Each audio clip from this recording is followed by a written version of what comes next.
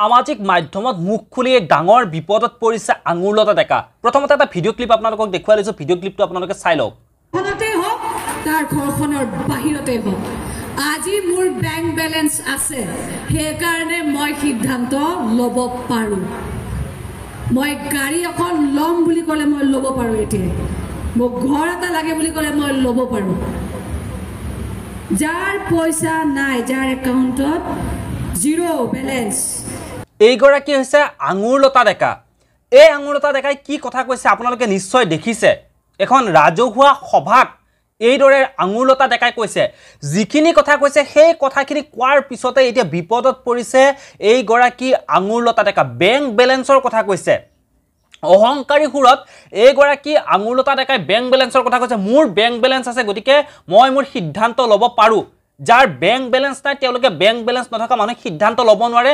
মোৰ bank balance আছে কাৰণে মই গাড়ী কিনিব পাৰোঁ, মই যি মন যায় মই তাকে কৰিব পাৰোঁ। এনেধৰণৰ মন্তব্য তেওঁ ৰাজহুৱা সভা এখনত দিয়াৰ পিছতে এইগৰাকী আঙুৰলতা ডেকাক এতিয়া কিন্তু বহুতেই এক প্ৰকাৰ ধুই পেলাইছে। আঙুৰলতা ডেকাই কি ভুল কথা কৈছিল সেই ৰাজহুৱা অনুষ্ঠানখনত? কি ভুল কথা কৈছিল আঙুৰলতা ডেকাই? আঙুৰলতা ডেকাৰ যি ব্যক্তিগত জীৱন, সেই ব্যক্তিগত জীৱনটোকো বৰ্তমান টানি আনিছে আঙুৰলতা ডেকাৰ এই কথাখিনিৰ পৰা। আঙুৰলতা ডেকাই যিখিনি কথা কৈছে সেইখিনি একেবাৰে সত্য।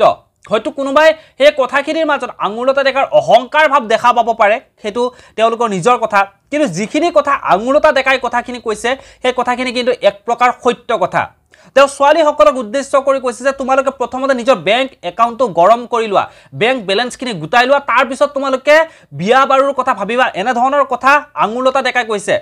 তাৰপিছতেই আঙুৰলতা ডেকাই কৈছে যে মোৰ নিজৰ বেংক বেলেন্স আছে কাৰণে মই জীৱনৰ সকলোবোৰ সিদ্ধান্ত মই ল'ব পাৰোঁ, মই গাড়ী ল'ব পাৰোঁ, মোৰ যি ইচ্ছা মই তাকেই কৰিব পাৰোঁ। এনেকৈ কৈছিল আঙুৰলতা ডেকাই। একেবাৰে সত্য কথা, কাৰণ ছোৱালীসকল হওক ল'ৰাসকলক প্ৰত্যেকেই স্বাৱলম্বী হোৱাটো একেবাৰে প্ৰয়োজন।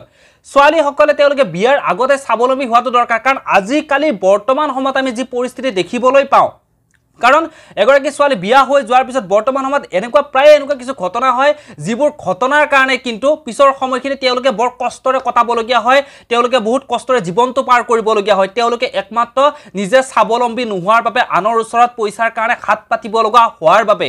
গতিকে সেইকাৰণে আঙুৰলতা ডেকাই যিখিনি কথা কৈছে যে এগৰাকী মহিলা, এগৰাকী ছোৱালী প্ৰথমতে নিজে উপাৰ্জন কৰিব পৰাকৈ, নিজৰ জীৱনটো চলাই নিব পৰাকৈ, উপাৰ্জন কৰিব পৰাকৈ নিজে উপযুক্ত হৈ লোৱাৰ পিছতে বিয়াৰ কথা চিন্তা কৰাটো অতিকৈ বেছি দৰকাৰ। এই কথাখিনিকে আঙুৰলতা ডেকাই কৈছে। যিখিনি কথা কৈছে কিন্তু একেবাৰে সত্য কথা। এই কথাখিনিত ময়ো ছাপোৰ্ট কৰোঁ। কিন্তু বহুতে আঙুৰলতা ডেকাৰ যি ব্যক্তিগত জীৱন, সেই ব্যক্তিগত জীৱনটোক সাঙুৰি লৈ আহি আছে।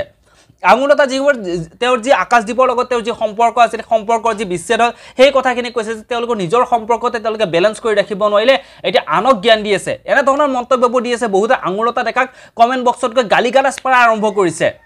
আৰু সেইবোৰ কথা মই ক'বলৈ নাযাওঁ, তেওঁলোকে ৰাজনৈতিক কথাবোৰ ক'বলৈ, যিহেতু আঙুৰলতা ডেকা এটা ৰাজনৈতিক দলতো আছিল, আপোনালোকে গমেই পায়। সেইকাৰণে বহুতে এগৰাকী অভিনেত্ৰী হিচাপত আঙুৰলতা ডেকাক বহুতে ভাল পাইছিল, বহুতে মৰম দিছিল। কিন্তু তেওঁ যেতিয়াই ৰাজনীতি জগতখনত প্ৰৱেশ কৰিলে, তাৰ পিছৰে পৰা কিন্তু এইগৰাকী আঙুৰলতা ডেকাক বহুতেই কিন্তু ক্ৰমান্বয়ে বেয়া পোৱা আৰম্ভ কৰে। কিন্তু যিখিনি কথা আঙুৰলতা ডেকাই কথাখিনি কৈছে সেইদিনাখন ৰাজহুৱা অনুষ্ঠানখিনি, সেই কথাখিনি কিন্তু ইমানো বেয়া কথা কোৱা নাই, যিমান বেয়া বুলি কিছু সংখ্যক মানুহে কিন্তু বৰ্তমান সময়ত ওলাই আছে। সেয়া একেবাৰে সত্য কথা। প্ৰত্যেকজনে কিন্তু স্বাৱলম্বী হোৱাটো অতিকৈ বেছি প্ৰয়োজন। সকলোৱে স্বাৱলম্বী হোৱাটো অতিকৈ বেছি প্ৰয়োজন। তেতিয়াহে নিজে বিচৰা ধৰণে জীৱনটো উপভোগ কৰিব পাৰিব, নিজৰ বিচৰা ধৰণে জীৱনটো আগুৱাই লৈ যাব পাৰিব। বাকী এই বিষয়ত আপোনালোকে কি ভাবে, আপোনালোকে তলৰ কমেণ্ট বক্সত কমেণ্ট কৰি জনাবৰ কাৰণে একেবাৰে নাপাহৰিব। এই ভিডিঅ'টোৰ পৰা ইমানতে বিদায় লওঁ। পুনৰ লগ পাম এনেধৰণৰ কিছু নতুন খবৰে। ধন্যবাদ।